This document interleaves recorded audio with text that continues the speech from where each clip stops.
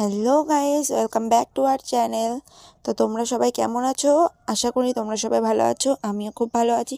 তো অনেক দিন পর একটা ব্লগ নিয়ে চলে আসলাম, মিনি ব্লগ নিয়ে তোমাদের সামনে। তো এই ব্লগটা হলো কুল মাখা নিয়ে।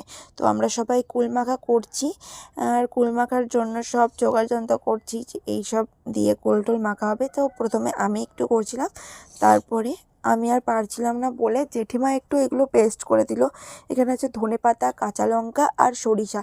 তো দেখো, জেঠিমা আমাদের সাথে একটু হেল্প করে দিল, কারণ আমি পারছিলাম না, সেই কারণে জেঠিমা একটু বেটে দিচ্ছিল এগুলো। তো ঝালটা কেমন হবে বুঝতে পারছিলাম না বলে ঝালটা বারবার নামাচ্ছি আর দিচ্ছি আবার। তারপরে শেষমেশ ওটা বাটা হয়ে যাওয়ার পরে কুলের মধ্যে এগুলো দিয়ে নিয়ে কোলটা ভালো করে আমরা মেখে নিলাম, কারণ যাতে সব জায়গায় মশলাটা ছড়িয়ে থাকে কুলের। তারপরে এটা একটু নাড়াচাড়া করে নিয়ে তার মধ্যে একটু স্বাদ মতন লবণ দিয়ে নিতে হলো। তারপরে একটু চিনিও দিয়ে নিলাম, কারণ কুলটা এমনিতে মিষ্টি ছিল, তারপরেও আমাদের স্বাদটা রাখার জন্য নুন আর চিনি দিয়ে দিলাম। তো কিন্তু কুলটা খেতে দুর্দান্ত ছিল।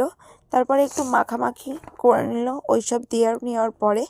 তারপরে আমরা খেলাম। তো তোমাদের কেমন লাগলো ব্লগটা অবশ্যই জানিও। তো সবাইকে টাটা, বাই বাই।